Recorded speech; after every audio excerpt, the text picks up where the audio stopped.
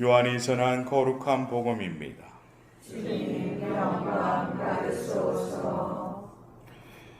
그때 예수님께서 제자들에게 말씀하셨다. 내가 진실로 진실로 너희에게 말한다. 밀알 하나가 땅에 떨어져 죽지 않으면 한 알 그대로 남고 죽으면 많은 열매를 맺는다. 자기 목숨을 사랑하는 사람은 목숨을 잃을 것이고 이 세상에서 자기 목숨을 미워하는 사람은 영원한 생명에 이르도록 목숨을 간직할 것이다. 누구든지 나를 섬기려면 나를 따라야 한다. 내가 있는 곳에 나를 섬기는 사람도 함께 있을 것이다. 누구든지 나를 섬기면 아버지께서 그를 존중해 주실 것이다. 주님의 말씀입니다. 그리스도님 찬양합니다.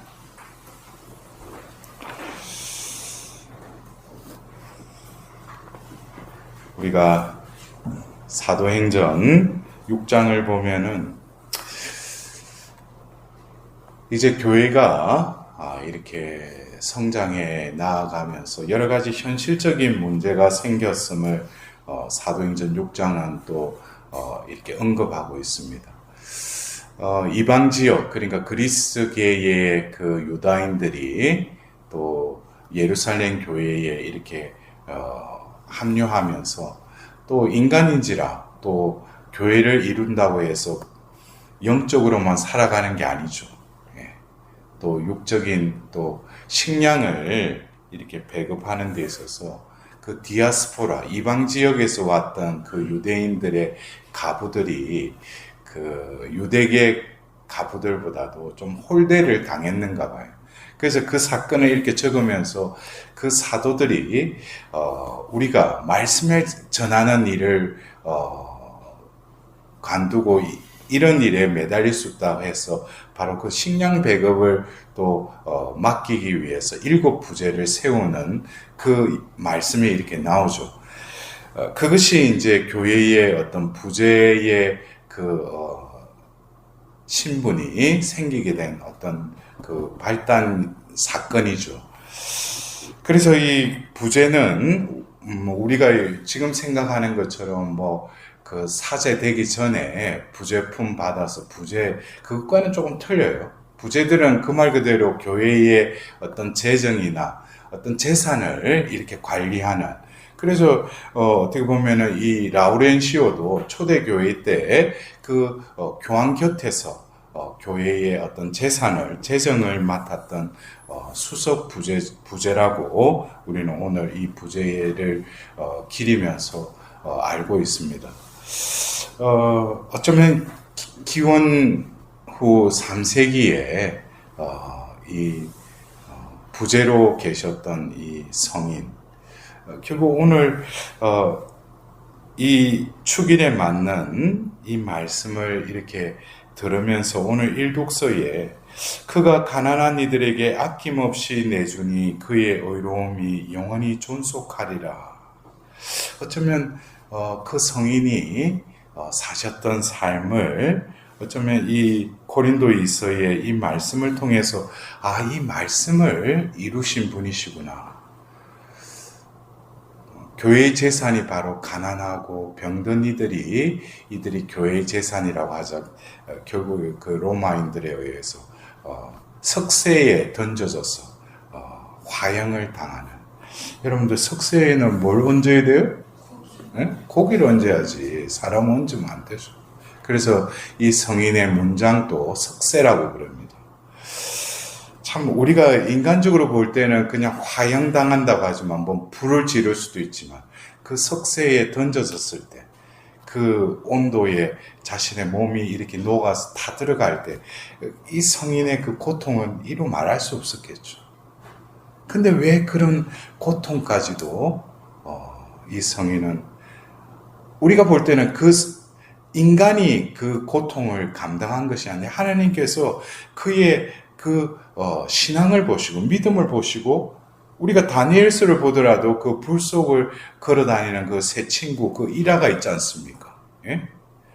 그들은 해를 입지 않았죠. 그러나 이 성인은 그 불 속에서 그 타들어가는 그 석쇠 위에서 자신의 온몸이 타들어가는 그 고통을 온전히 받아들였지만 하나님이 또 그것을 감내할 수 있는 힘을 주신 분은 하나님이시죠. 결국 그가 어떤 불 속에 뛰어들 그 석쇠 위로 올릴 수 있었던 것은 결국 뭐예요? 바로 그 마음 안에 그 사랑이 있었기 때문이죠.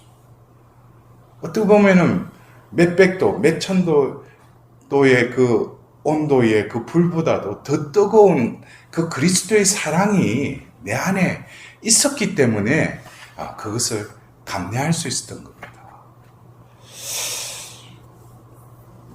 오늘 복음에서는 미랄의 비유의 말씀을 예수님께서 제자들에게 말씀하십니다. 어쩌면 오늘 이 성인 축일에 맞는 또 이 복음의 말씀을 이 교회가 선포하게 했습니다. 어쩌면 미랄 하나가 땅에 떨어져 죽지 않으면 한 알 그대로 남고 죽으면 많은 열매를 맺는다. 예수님이 제자들에게 진실로 진실로 너희에게 말한다 했지만 예수님은 이 땅에 오셔서 이 복음을 선포하실 때 당신이 선포자이기도 하셨지만 그 말씀을 이룬 자도 예수 그리스도이시죠. 어떻게 보면 이 말씀은 바로 예수님의 삶을 또 나타내고 있습니다. 미랄 하나가 땅에 떨어져 죽지 않으면 예수님은 바로 그 죽기 위해서 그 죽음을 향해서 나아가셨습니다. 그러나 그 죽음은 헛되지 않은 것이 결국 아버지께서 그를 다시 일으킴으로 인해서 바로 그 부활 사건을 통해서 하나님께서는 바로 그 죽음을 건너가게 하는 바로 영원한 생명의 문을 열어주셨을 뿐만 아니라 이 교회에 우리가 부르심 받은 우리들도 역시 뭐겠습니까? 바로 영원한 생명을 우리가 누리고 증거하고 또 결국 이 생에서 그러한 영원한 생명이 우리에게 상급으로 주어질 것을 믿고 살아가는 이들에게는 하나님께서는 분명히 이 생을 마치면은 우리에게 그 상급을 주신다는 거예요. 그래서 우리가 올 한 해에 그 대림 시기를 맞이하면서도 교회에서는 대림 시기 때 그 감사송에 대림 시기 첫 번째 그 감사송에 보면은 우리가 두 번째 오시는 그 예수님께서 영광 중에 오시는 그분께서 우리에게 상급을 주시라 믿으니라고 했어요. 결국 우리가 한 해를 시작하면서 새해에 이 전례력의 새해를 맞이하면서 우리는 무엇을 위해서 이 한 해를 살아가는 거예요? 두 번째 오시는 그분의 상급을 얻기 위해서 우리에게 유예된 허락된 이 한 해를 지내는 것이죠. 그러나 이 한 해를 지내는 데 있어서 우리는 지상에 육을 지닌지라 어떻게 보면 천상의 상급을 얻기보다는 이 지상의 보화를 또 추구하고 그것에 거짓된 기쁨과 평화를 누리면서 또 살아가고 있지 않습니까? 그러나 그리스도인이라면 우리의 존재됨이 어떠한 존재로 부르심 받았는지를 분명히 인식하지 않으면은 어쩌면 성당을 왔다 갔다 하고 기도한다고 그러지만은 이 사람은 영원한 생명과는 완전히 차원이 다른 이 지상의 차원으로서의 그 목숨을 부지하기 위해서 살아간다는 것이죠. 그렇다면 오늘 이 복음이 나에게 복음으로 다가오겠어요? 내가 어떻게든지 살려고 내가 어떻게든지 남을 어떻게 했어든지 내가 위에 서고 더 좋은 자리 또 더 많은 것을 추구한다면은 오늘 어쩌면 이 미랄 하나가 땅에 떨어져 죽는다는 것 이것은 나와는 아무런 상관없는 복음이 아니라 소리로 그냥 흘러가겠죠. 흩어져 버리겠죠. 그러나 오늘 우리는 이 라우런시오 이 부제를 바라보면서 내 삶과 똑같은 하나님은 나를 이 땅에 씨로 뿌리신 거예요. 어떻게 보면 하느님 나라의 비유의 말씀 중에도 많은 비유의 말씀이 시와 연관되어 있죠. 씨 뿌리는 그 비유의 말씀, 그리고 겨자씨, 그리고 여러 가지 어떤 이 복음에는 이 시를 소재로 해서 예수님께서 하나님 나라의 그 비유로 삼으십니다. 나도 어쩌면 하나님이 뿌리신 시죠. 똑같은 우리 존재도 하나님의 그 말씀의 씨가 이 땅에 생명을 가지고 이 세상에 오셨던 예수 그리스도와 같이 우리도 한 알의 밀알과 같이 다 뿌려졌어요. 그러나 내가 나만을 위해서 내 삶이라고 해서 살아왔던 그 삶 속에서 어느 날 하나님께서는 그 씨를 이 교회의 밭에 뿌리셨어요. 그러나 나는 이 교회 공동체에 교적을 가지고 있고 살아가지만 과연 나는 이 교회라고 하는 이 밭에 뿌려져서 하나님이 주시는 그 은총의 비와 그 빛을 받으면서 나는 지금 성장하고 있는가? 여러분들 어떻게 생각하십니까? 저는 이번에 한 2주간의 그 로마에서의 그 일정을 지내면서 생소하고 가서 보니까 그 말 그대로 항인종은 아시아에서 온 그 사람들은 인도 사람들도 있었지만 어떻게 보면 우리가 생각하는 항인종은 우리 한국 사람밖에 없었어요. 그러다 보니까 백인, 흑인들, 그 천지에 200명 넘는 사람들 가운데에서 우리 항인종, 우리 한국 사람들은 몇 명 안 되죠. 언어 자체가 틀리잖아요. 말귀도 못 알아듣고. 자기들끼리는 뭘 말하고 있는데 우리는 세종대왕의 그 한글만 아니고.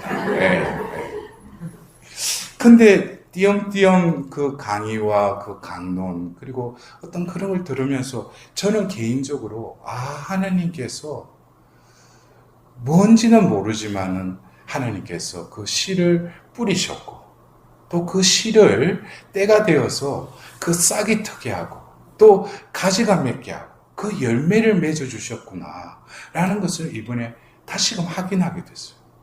저도 우리 팔로티회 안에서 연합회라고 하는 것을 솔직히 저도 무지했고 그러나 2017년 그 사도들의 모 그룹을 시작하면서 이듬해 2018년 팔로티 성인 대축일에 처음으로 연합회에 입회를 또 하게 됐습니다. 그리고 지금 이제 6년째 지났지만 그 중간에 그 팬데믹에 의해서 3년이라는 또 공백이 있었죠.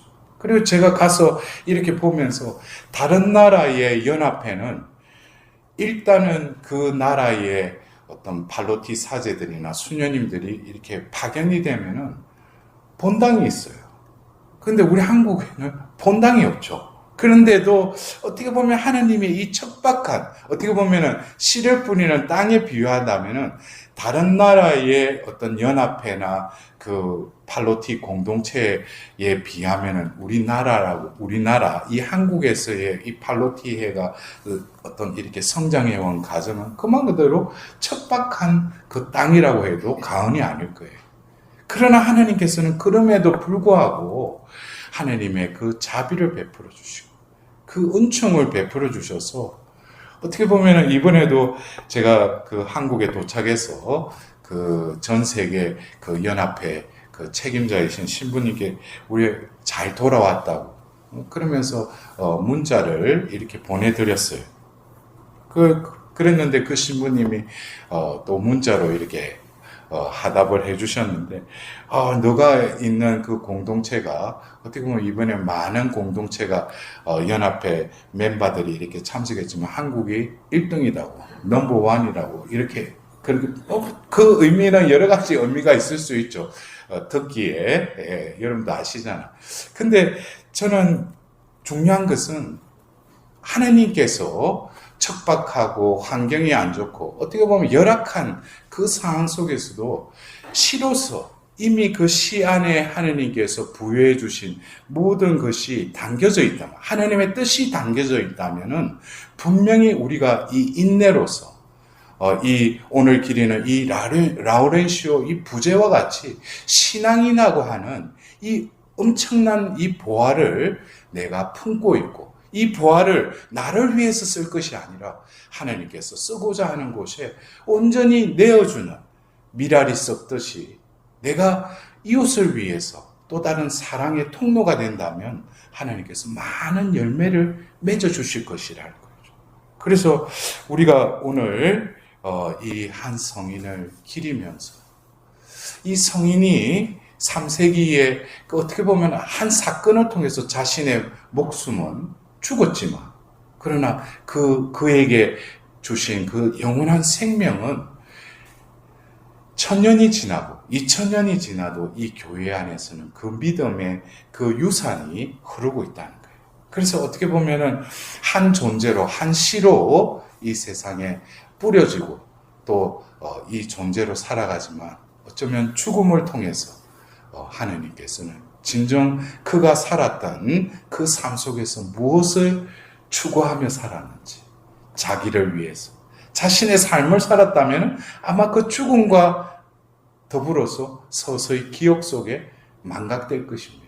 그러나 남은 모를지라도 이 신앙의 선물을 간직하고 그 신앙의 보화에 참된 가치를 깨닫고 자기를 버리고 진정으로 또 다른 나로 태어난 그런 삶은 이 생에서의 삶이 끝날지라도 하나님께서는 그를 들어 올리셔서 많은 이들이 그 신앙의 그 기감을 기리게 하시는 또 다른 하나님의 섭리가 따르지 않을까 싶습니다.